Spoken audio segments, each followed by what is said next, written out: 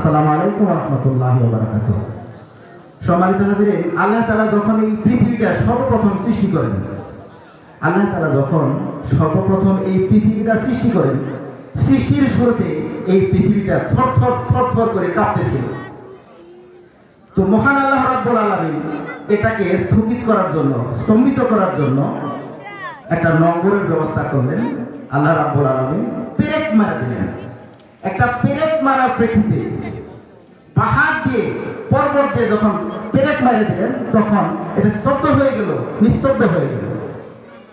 আল্লাহ রাব্বুল আলামিনের কাছে যে সমস্ত মাহবুব আছেন, ফেরেশতারা নিষ্পাপ, এই নিষ্পাপ ফেরেশতারা তখন বললেন, হে আল্লাহ রাব্বুল আলামিন, হে আল্লাহ রাব্বুল আলামিন, এই পাহাড়ের চেয়ে কি কোনো শক্তিশালী আসবাব আপনার নিকট আছে?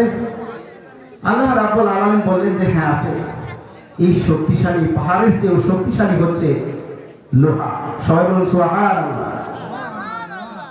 আল্লাহর ফেরেশতা বললেন কিভাবে? যে পাহাড় যত শক্তিশালী হোক না কেন, লোহা দিয়ে যদি পাহাড়কে আঘাত করা হয়, কাটা হয়, সমস্ত পাহাড় কেটে তছনছ করা সম্ভব। সেই জন্য এই পাহাড়ের চেয়েও শক্তিশালী হচ্ছে লোহা। আল্লাহর ফেরেশতারা বললেন যে হে আল্লাহ রাব্বুল আলামিন, এই লোহার চেয়েও কি কোনো শক্তিশালী জিনিস আপনার নিকট আছে? আল্লাহ রাব্বুল আলামিন বললেন যে হ্যাঁ আছে। লোহার চেয়েও শক্তিশালী জিনিস হচ্ছে আগুন। লোহা যত বড় শক্তিশালী হোক না কেন, সেখানে যদি আগুন প্রজ্বলিত করে দেওয়া হয়, লোহার ক্ষমতা শেষ হয়ে যায়।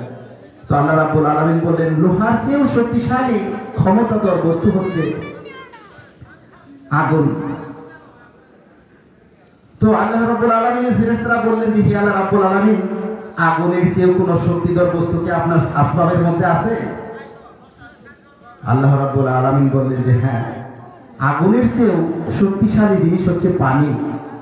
আগুন যত বড় প্রজ্বলিতই হোক না কেন, পানি দিলে তার ক্ষমতা হস্তান্তর হয়ে যায়, শেষ হয়ে যায়। এবার ফেরেশতারা বললেন যে হে আল্লাহ রাব্বুল আলামিন, পানির চেয়েও কোনো শক্তি আসবাব, পানির চেয়েও কোনো শক্তিশালী জিনিস কি আপনার সৃষ্টিতে আছে?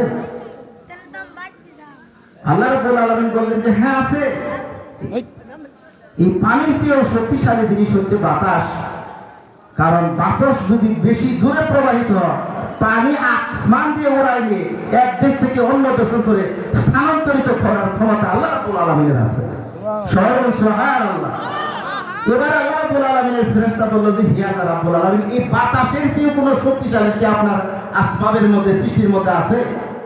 এবার আল্লাহ রাব্বুল আলামিন বললেন যে হ্যাঁ আছে। যে কি? যে বনি আদমের সন্তানেরা, আমার শ্রেষ্ঠ মাখলুক, আশরাফুল মাখলুক, এই ইনসানিয়াত যখন ডান হাতে সজ্জা করে বাম হাতে উঠার পায় না, এই যতগুলো চিজ আসবাব বললাম, এর চেয়েও বেশি বেশি শতগুণে এর পাওয়ার বেশি। সবাই বলুন সুবহানাল্লাহ। সুবহানাল্লাহর পাওয়ারটা হলো না, আরো বলুন সুবহানাল্লাহ। সুতরাং আল্লাহ তাআলাকে সন্তুষ্টি করার অনেকগুলো ধারা আছে, অনেকগুলো লাইন আছে। তার মধ্যে একটা হলো আল্লাহ রাস্তায় দান করা। মসজিদ হচ্ছে আল্লাহ তাআলার ঘর, আল মাসজিদু বাইতুল্লাহ, আর মাদ্রাসা হচ্ছে নবীর ঘর। যে কোনো মানুষ যদি ইলম ছাড়া আলেম হয়, তরকারির মধ্যে লবণ ছাড়া তরকারিটা যেমন হয়, ইলম ছাড়া যদি আলেম হয়, তাহলে তার অবস্থাটা হয় কেমন? সুতরাং আমাদের এই পাশেই তালিমুল কলম, আপনাদের সন্তানদেরকে মেহরবানি করে আপনারা সবাই এখানে ভর্তি করবেন। আগামী দিনগুলো এই বাচ্চাদের সুন্দর করার জন্য, সফল করার জন্য, হাফেজ, কারি, মৌলানা বিভিন্ন লাইনে তারা যেন বড় হয়ে যায়, আমি সকলের কাছে এই অত্যন্ত আহ্বান রাখছি।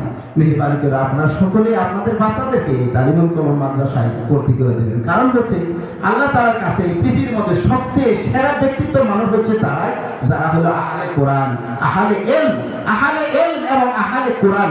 এই শ্রেণীর ব্যক্তিদেরকে আল্লাহ তাআলা সবচেয়ে বেশি পছন্দ করে। সবাই বলুন সুবহানাল্লাহ। আর এই ইলম এবং আলেম, হাফেজ, কারি, মৌলানা, এটা বানানার, এটার কারিগর হচ্ছে প্রথম যে আমাদের শিক্ষা, নৈতিকতার শিক্ষা, ইসলামী শিক্ষা, এই তালিমুল কলম মাদ্রাসা, এই শিক্ষা দীক্ষা দেওয়া হয়। সুতরাং আমি সকলের কাছে উদ্ধত আহ্বান রাখবো, মেহরবানি করে আপনাদের বাচ্চাদেরকে এই তালিমুল কলম মাদ্রাসাতে ভর্তি করে দিবেন। আর আল্লাহ তাআলার রাগকে মিটানোর যত ওষুধ আছে পৃথিবীর জন্য, সবচেয়ে পাওয়ারফুল ওষুধ হচ্ছে আল্লাহ তাআলার রাস্তায় দান। সবাই বলুন সুবহানাল্লাহ। সুতরাং আমি আপনাদের সকলের কাছে মেহেরবানি করে আবেদন রাখবো, এই আল্লাহর ঘরকে শক্তিশালী করার জন্য, আল্লাহর ঘরের প্রচার প্রসার বাড়ানোর জন্য যেন একটু বৃদ্ধি হয়ে যায়, সেই জন্য মেহেরবানি করে আল্লাহর রাস্তায় একটা দান করবেন। হাদিসের মধ্যে আছে, যে ব্যক্তি 1 টাকা দান করে সর্বনিম্ন আল্লাহ তাআলা 10 গুণ দান করে, আর সর্বোচ্চ 60 গুণ আল্লাহ তাআলা দান করে। সকলে বলুন সুবহানাল্লাহ। ওয়া মা আলাইনা ইল্লাল বালাগ। আমি একটু আপনাদের ডিস্টার্ব করলাম, মেহেরবানি করে সকলেই ক্ষমার দৃষ্টিতে দেখবেন। সুপ্রিয় দর্শক শ্রোতা, এখন আপনাদের সম্মুখে মূল্যবান তাকরীর পেশ করবেন আমাদের